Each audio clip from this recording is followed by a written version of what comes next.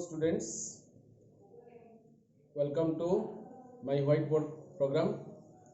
Today we'll discuss one question from chapter 6, life process. So in life process chapter 6, the question, one important question is, just look at the board. Find four differences between aerobic and anaerobic respiration. So let us come. What is called the respiration? Respiration is a catabolic biochemical reaction by which the complex glucose molecule is broken down into simpler form.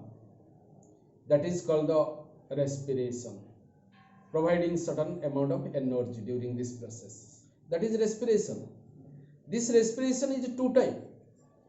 One is aerobic respiration, another is anaerobic respiration. Aerobic respiration means what? The respiration which takes place in the presence of oxygen. Like this is aerobic respiration. Our respiration is going on inside the cell in our body, that is in the presence of oxygen. That's why we are inhaling the air with oxygen. So our is aerobic respiration. But some organisms are there who cannot get the oxygen, so they also respirate, because all the living organism has to respirate, because it is the biological activity, means living characteristic. Without respiration, organism cannot be called the living. So all the living organism, they have to respirate. But some organism who do not get the oxygen, they can go for the anaerobic respiration, that is the respiration in the absence of oxygen, that is anaerobic respiration. So here these two type of respiration are there. Let us see what are the four differences between them. So here look at, first point I have taken, takes place in the presence of oxygen, in the absence of oxygen, I have already defined it. Second point, glucose molecule is completely broken down. Let us see what is respiration. I am just showing here C6H12O6. This is called the glucose.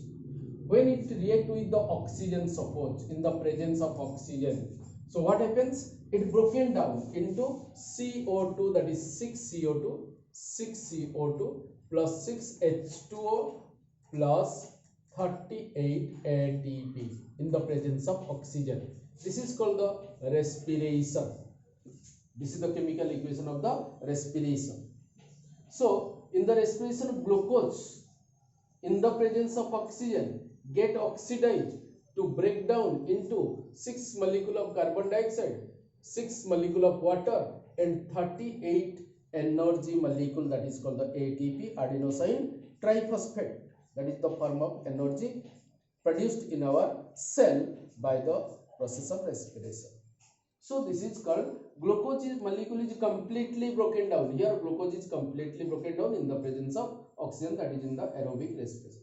But in the anaerobic respiration, it is partially broken down. What is partially broken down? Glucose is partially broken down. For example, if there will be no oxygen, for example, in the yeast cell, the yeast which are grow in the decomposed area, like suppose they do not get the oxygen, so without presence of oxygen, this C6H12O6 that broken down into the pyruvate, and from the pyruvate it is broken down into the alcohol by the process of fermentation. So it is completely not broken down, partially broken down, and alcohol is left.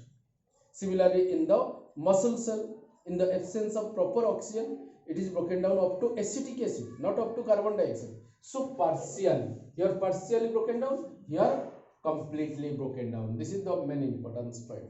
Third one, end product are carbon dioxide, water, and 38 ATP. I have shown you carbon dioxide, water, and 38 ATP. 38 ATP. But in the absence of, you can see here, in the absence of oxygen, end product may be alcohol by the fermentation process by the yeast cell, may be acetic acid in our muscle cell, due to the absence of oxygen, it may be acetic acid, and may with or without carbon dioxide along with amount of energy, that is 2 ATP around.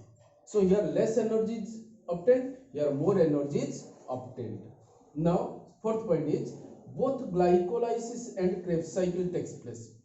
Glycolysis is what?